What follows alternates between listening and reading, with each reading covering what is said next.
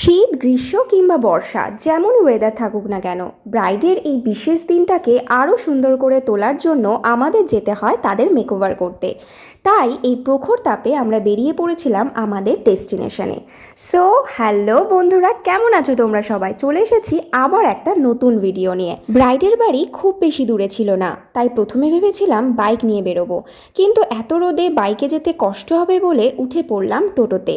আর তোমরা আশা করি জানো যে আমার বা আমার দাদার টোটো চড়তে ভীষণ ভালো লাগে, তাই গল্প করতে করতে চলে এলাম বিয়ে বাড়িতে।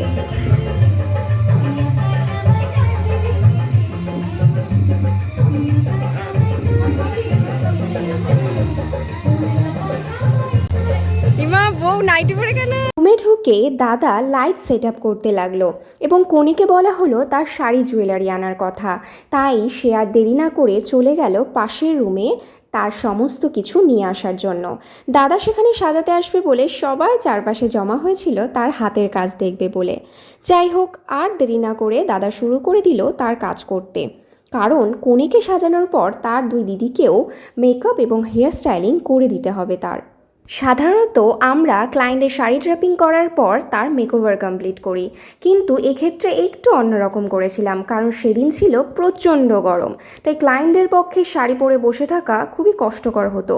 তাই সেইভাবেই দাদা মেকওভার করতে শুরু করলো, আর আমিও শুরু করলাম ক্লায়েন্টের হেয়ারে ক্রিম। তোমরা সবাই জানো যে গরমে ওয়াটারপ্রুফ বা সোয়েটপ্রুফ মেকআপ করা হয়, তো সেইভাবে স্টেপ বাই স্টেপ দাদা ওয়াটারপ্রুফ লং লাস্টিং মেকওভার করে ব্রাইডকে এক অনন্য রূপে সজ্জিত করে তুলেছিল।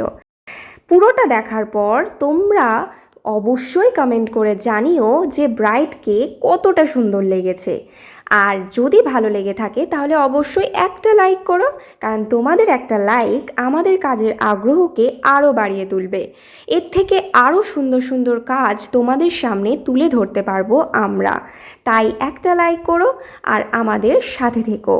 সো আজকের মতন ভিডিও এইটুকুই। এরপরে আসবো আবার নতুন একটা ভিডিও নিয়ে, নতুন একটা কোণে নিয়ে।